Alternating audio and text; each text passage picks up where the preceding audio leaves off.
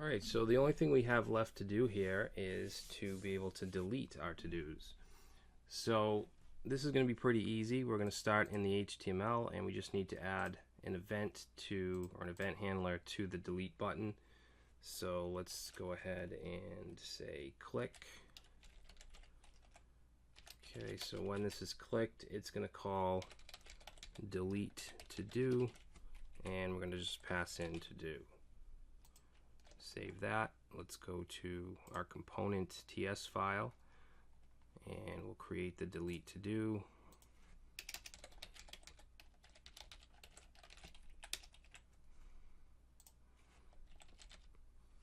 Alright, so what we want to do here is let's create a variable called to-dos. We're going to set that to this.todos. And then we're going to have a service function, so it's going to be underscore to do service dot delete to do, which we haven't created yet. And that's going to take in the ID, so we'll say to do dot underscore ID. Then we want to call dot map, get our response. Actually, no, we don't need that. We're just going to do res.json, and then we'll do a subscribe. Okay, say data. And what we'll do here is we're going to do a little if statement. And we want to start at the beginning here. We're going to say if data.n is equal to 1. And then the idea is to loop through our to-dos and then match the ID, and we'll say if that ID matches, then that's the one we want to delete, and we can do that with splice. Alright, so let's do for loop. We're going to say var I equals 0, and we're going to say as long as I is less than to-dos dot length, and then we want to just increment by 1, so I plus plus. Alright, and then we need to do the if statement to check to see if the ID matches.